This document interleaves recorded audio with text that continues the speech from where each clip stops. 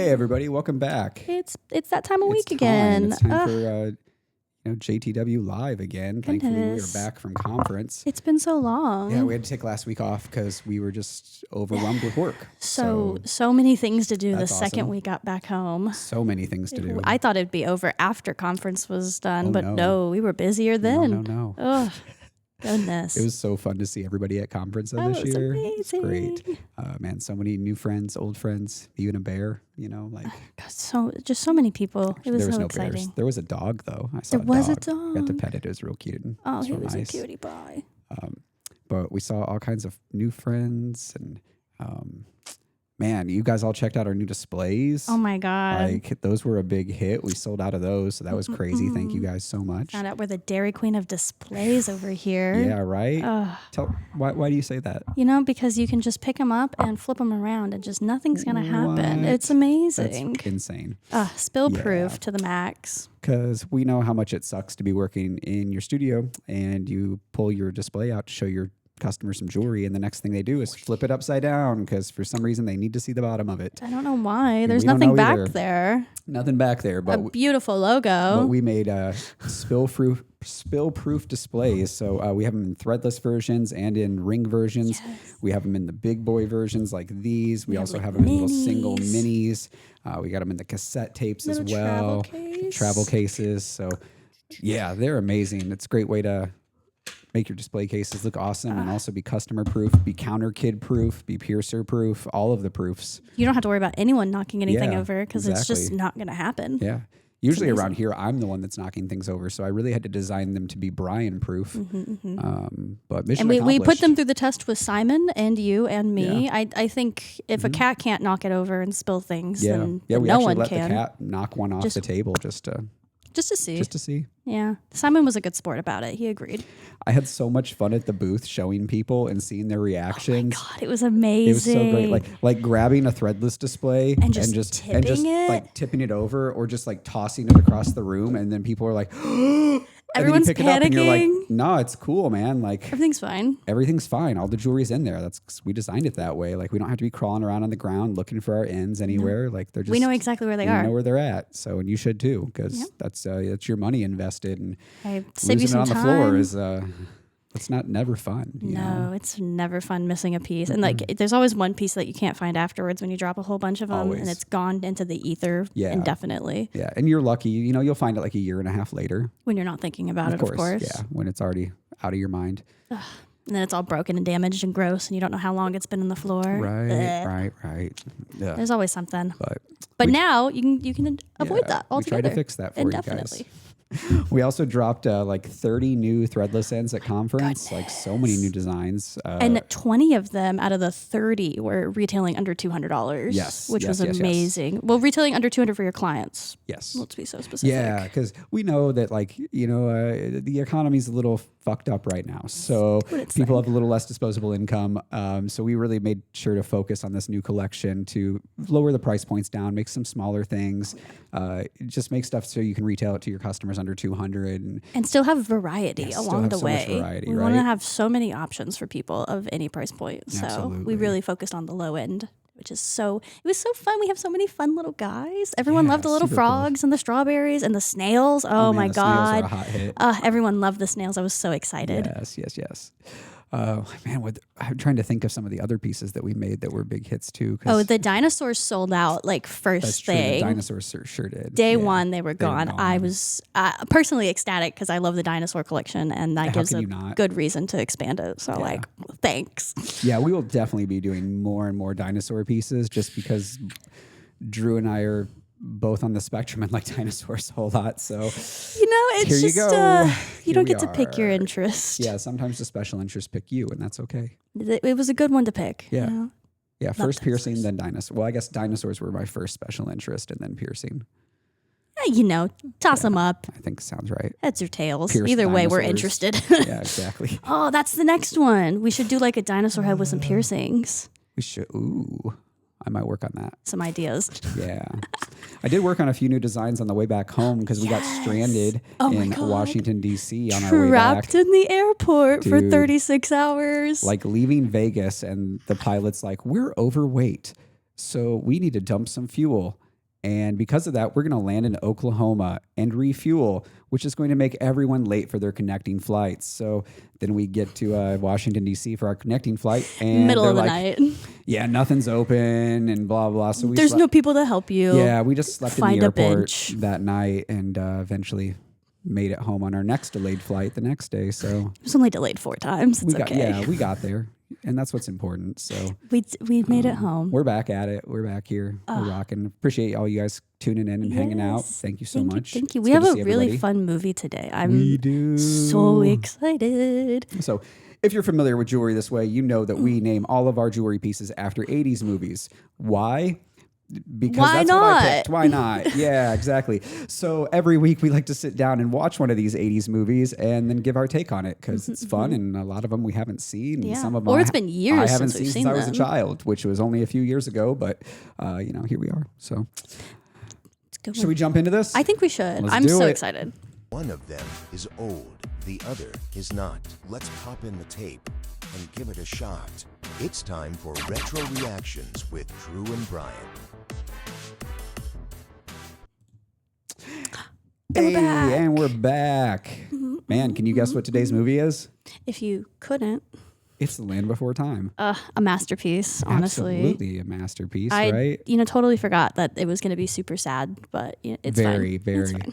But I mean, it was like a George Lucas, Spielberg like thing. So I saw that in the opening, and I was so incredibly surprised by that for some reason. Yeah, they did a lot of stuff back then. I'm seeing that. This is like the 6th Spielberg movie we've done? I think so. Yeah, he put out a lot in the 80s. Oh so my God. Had his he was hands working. in a little bit of everything, right? Well, we're talking about Land Before Time, if you didn't already gather.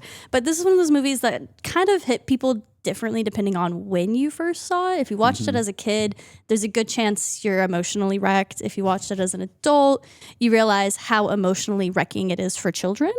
And then you also are a little sad. But it hits on a lot of those big points of loss, grief, fear, growing up, finding your place in the world. Like there's a lot happening. There's so much, right? There's a lot of life lessons for a dinosaur movie. Absolutely. Before rewatching this, I remembered from a kid, I was just like, oh, dinosaurs, tree stars. And there was a really cool cross promotions with Pizza Hut back in the day when this movie came out, and they had these like little like latex hand puppet things that you could collect, and I had the Triceratops Sarah. Stop it! Yeah, but that was the only one that I ever got. So one of the reasons I thought Ducky, no. Yeah, right. Oh, I have some fun facts about Ducky. We'll wait. You have to hang on. We'll get to them, right? I don't think you're prepared for what these fun facts are. Right? Oh, man. So dinosaurs, tree stars, Pizza Hut, book it, small personal pans pizzas, all that good stuff. What sticks in your brain when you're young, right? What actually surprised me this time around is how serious that movie is. Like you mentioned, it's not one of those animated movies where everything gets softened with jokes every 5 minutes. Like there's some funny moments, but things are happening. And yeah, these are not positive things happening. The movie spends a lot of time letting difficult emotions just sit there. And that takes some confidence, I think. You know, it really does. And considering who was involved in making the movie, I guess it makes a lot more sense. But as a kid, I did not clock that. No, those were all... It was all very hidden from children, I think. It was soft enough and fun enough for kids to understand the life lesson. Yeah. But as an adult, man, sad. Yeah, I don't remember it being this dark when I was a kid. I don't either. I watched it like maybe once or twice as a kid, and I did not think it was that sad. It's almost like the 80s movies kind of set us up for a lifetime of depression. They knew what was coming. Yeah. But this movie opens by introducing a prehistoric world that is already in trouble. If, you couldn't guess dinosaurs are in trouble. But the food is becoming scarce, the water is drying up, and the environment is rapidly changing. And the movie kind of lets you know immediately that survival is not guaranteed for all of our characters. This is not happy, carefree dinosaurs running around. This is dinosaurs under pressure to survive. Yes. Not like when they're dead and they're under pressure and becoming fossils. Different kind of pressure. There we go. All right. Visually, though, I think the opening of this movie still looks absolutely great. Like the backgrounds are gorgeous. Oh, it's stunning. The animation? Yeah, these landscapes are huge. Everything feels very ancient, very dangerous. the animators do a really, really good job of making this world feel bigger than the characters, which becomes an important part later because these are essentially children trying to navigate a world that they don't fully understand. Ugh, tell me about it. Life. And we meet our main character, Littlefoot, who is voiced by Gabriel Damon. And right away, his relationship with his mom is like the emotional center. She's got him by her side at all times. She's teaching, protecting, helping him kind of understand the world that he's growing into. And honestly, I think this might be one of the strongest parent-child relationships in animation. At least in all of these 80 movies that we've seen. This is like one of the few mothers that is like a genuine mother. Right? Yeah, it's not complicated. It's believable. She encourages him. She corrects him when it's necessary, but keeps him safe. You understand immediately why she's so important to him, which unfortunately means you also know exactly where this story is headed. But then, we meet Sarah, our little Triceratops. I spent a significant amount of this movie trying to figure out why Sarah was named Sarah. Yeah. I figured it out, though. Did you? Okay. Sarah. Right? She was sassy. I was like, what a weird name for a dinosaur. But she's stubborn, she's competitive, she's aggressive, and she's always right because women are always right. Start there. And I think most people knew a kid like Sarah growing up. She's not a bad character. She's just incredibly hard-headed, and every single conversation feels like an argument. Me too, Sarah. Every disagreement becomes a challenge. That's what makes her interesting because she doesn't immediately become friends with everyone, and that relationship takes some work. It does. She's got to grow on you. Yeah. And then we get our great earth shake, and this is where everything really changes. The ground splits apart, all the families are separated, chaos is breaking out, and suddenly this journey truly begins.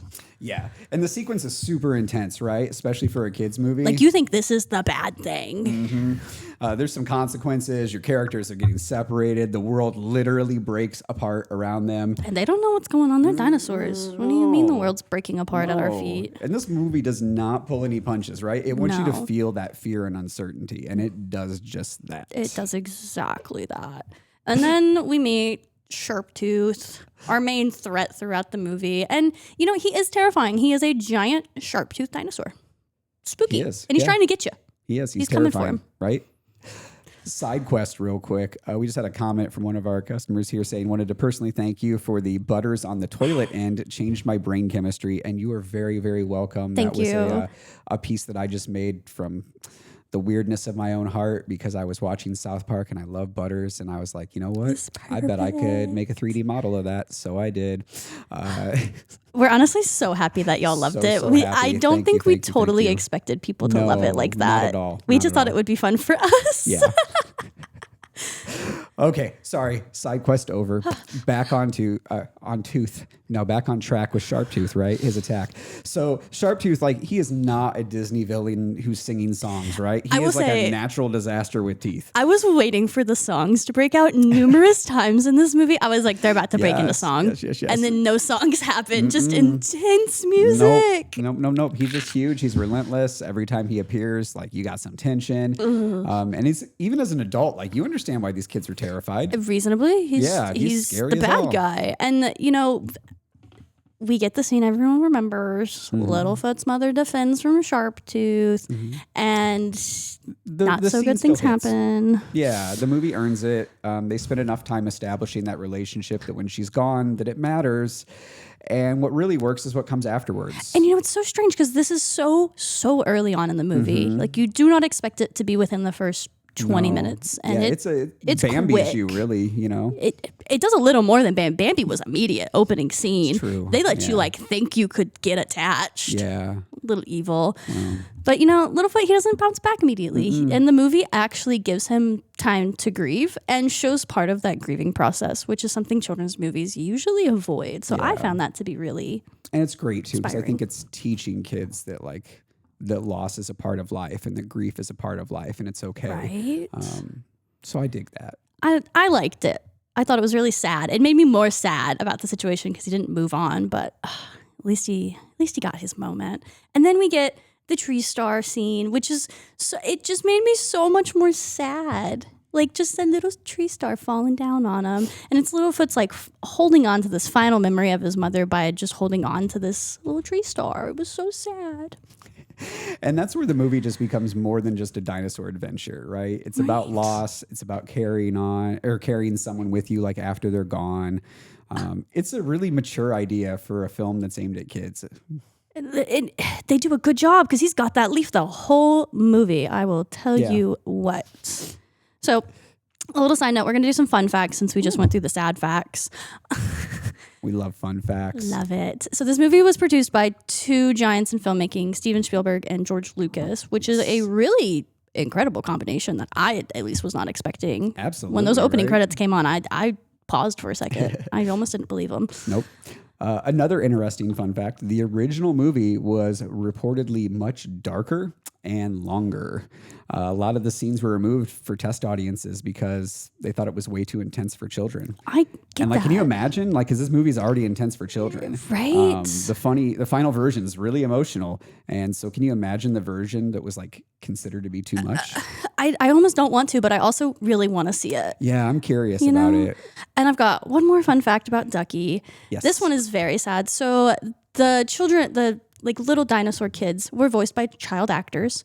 And Ducky's child actor, unfortunately, was a victim of familicide. Her dad came home after the movie finished production and just took out the whole family. And her gravestone says, "Yep, yep, yep." And it made me so sad watching this entire movie because she's such a happy sounding little kid. Oh man. Yeah. I Googled this before watching the movie, and so the whole movie I thought about it, which just added a layer of, unfortunately, just sadness. Yeah. It's so sad. Mental health is a big part of life, and that's also why we have made the Heal This Way Foundation. It is. You like that transition? I see what you did there. Yeah. So if you don't know about the Heal This Way Foundation, it is our 501c nonprofit. 501c3 nonprofit. There you go. Those letters and numbers make a difference, apparently. Anyhow, we provide free mental health support to body piercers and other people working in the piercing industry, and it is all funded by donations and by Jewelry This Way purchases. So 10% of all the profits of Jewelry This Way go right back into that to help pay for therapy. And so far, we've got over 125 people in therapy currently. They've completed over 850 sessions at this point.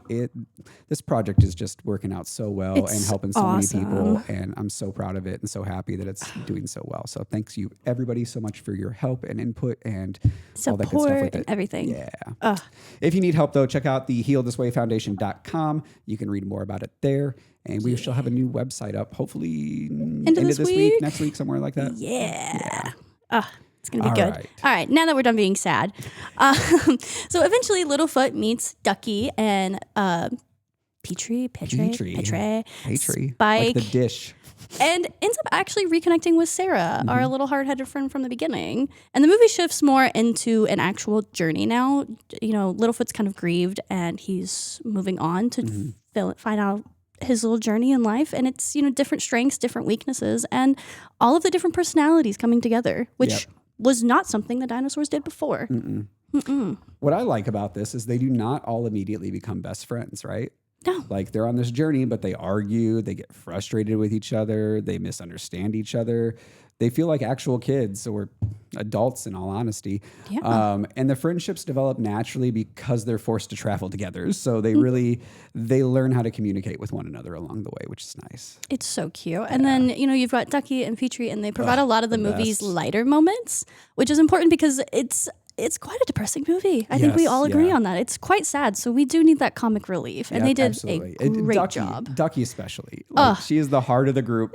The just sunshine in the rain, just so happy and so supportive. Always optimistic, always encouraging everybody.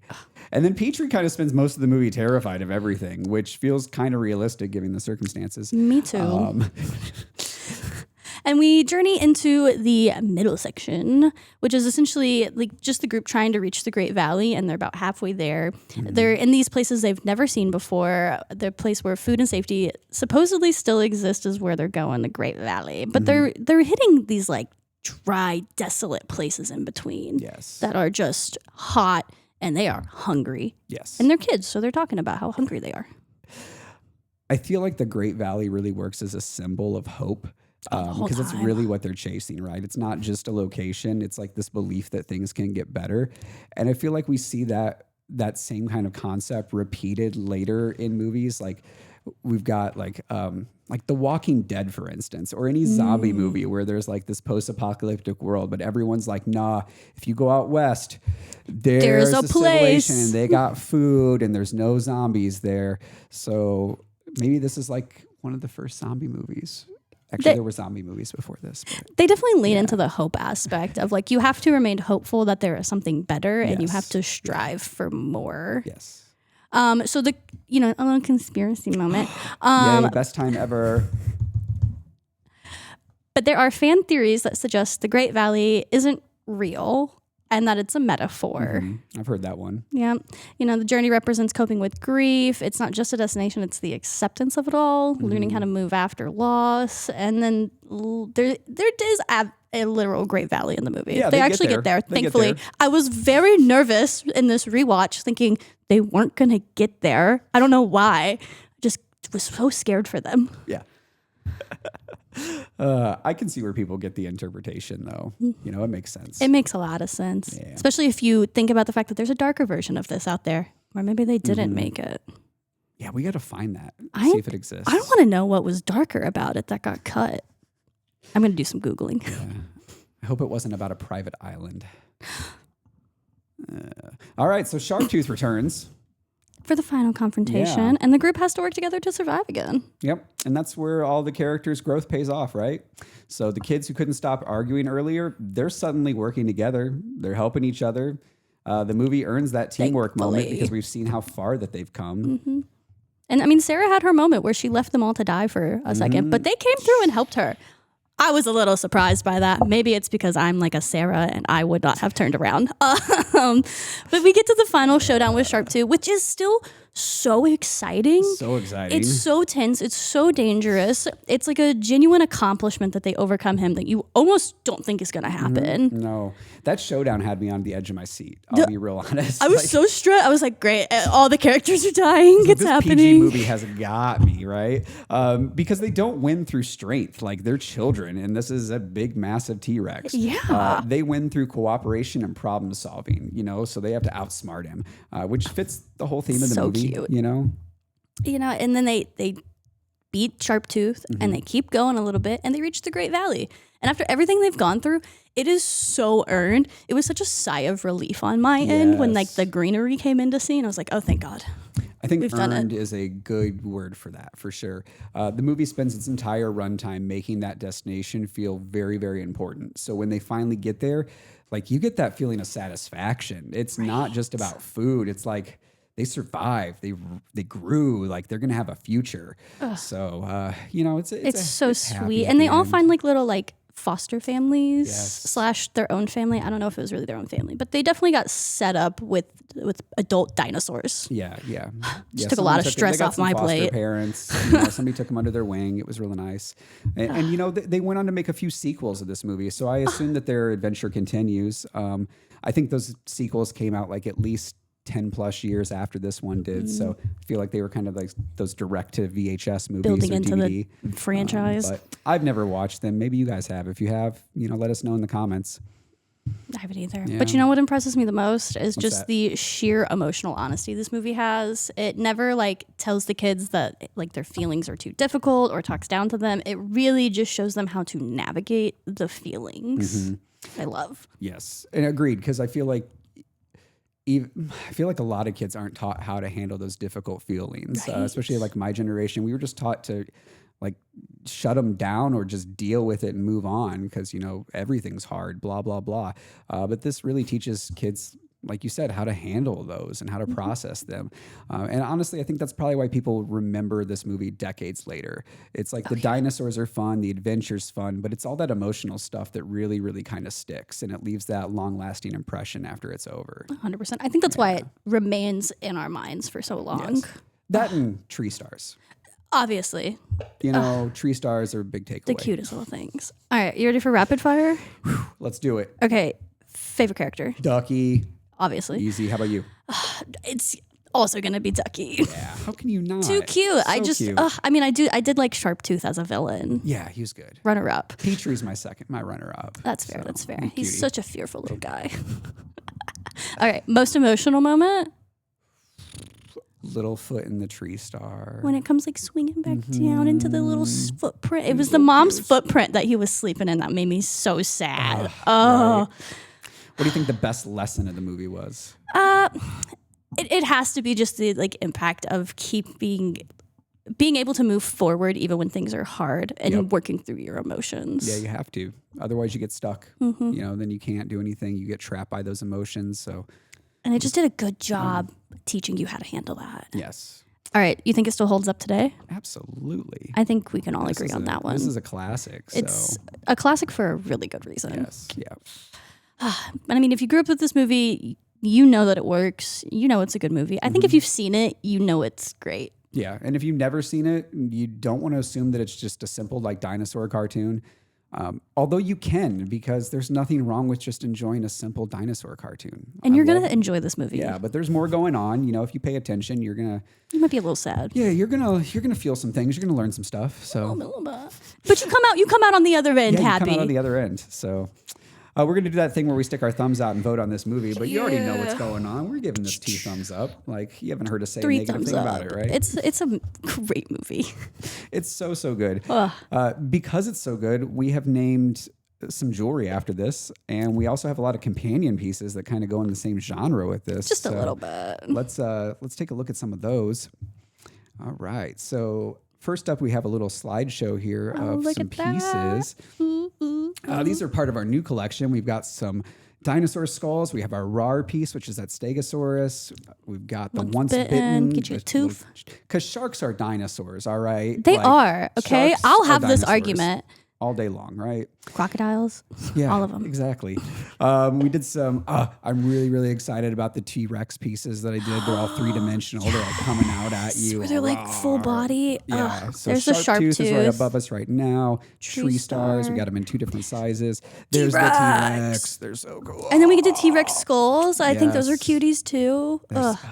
We have so many cool things. It's ridiculous. We have a lot of fun dinosaur stuff. We did a Brachiosaurus. A long neck. Yeah, got to have a long boy.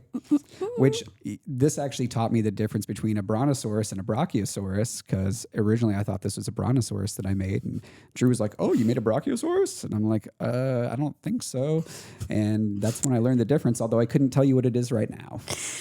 It's a hard one. Yeah, it's something about the length of the neck. I don't remember. It's like differentiating different long neck giraffes. Yeah, I should remember my dinosaur facts more. It's okay. We have a really cool Triceratops piece here. You could name it Sarah if you wanted it to. We just named it Triceratops, but you can name it Sarah. We have our Land Before Time piece as well, which is this beautiful little flower guy. They almost look like a little dinosaur foot. They sure do. They're so stupid cute. I love the rings because I really like the mix match on the metals personally. Yeah, like I love the rose and the white and the yellow and the white. They look so cute. And we have those available in threadless versions as well. Because you got to have a companion piece for it. You could probably build an entire curated ear on the Land Before Time theme with all these. Yeah, we have so many dinosaur pieces that you could use to make like the coolest ear ever. I think there's we made a Leopleurodon. We did. We don't have a picture of it. I didn't think he was super relevant to this movie, but like it's true. He's a dinosaur. He is a dinosaur, and he's amazing. Yeah, so cool. As you see, there's a coupon code above us. You can save 10% off of any of these pieces that you see here on our wholesale website using that coupon code Littlefoot at checkout. You can get as many as you want. As many as you want. Stock There's up. no limit. Get you your 10%. Yeah, get that 10% off. So it's any of these pieces that you're seeing up here today. Any of our dinosaur ends, any of our Land Before Time ends, any tree stars, all kinds of good stuff. Goody goodies. Yeah. You got anything else you want to talk about? I feel like we've talked about all of it. We hit conference recap. We talked about how great this movie is. We have awesome dinosaurs. They're now restocked. We did sell out of all of these at conference, so that tells you how amazing they are in person. That we just restocked them, I think, today. Yeah, they'll get added to the website a little bit later today. So it was perfectly timed. Oh, it was so exciting. Sure was. And while you grab your discounted dinosaur jewelry, you can also get your amazing spill-proof displays for them. All right, I think that's everything. I have one last thing. I'm going to go back to this screen here real quick. And this is for Derek, so I hope you're still watching.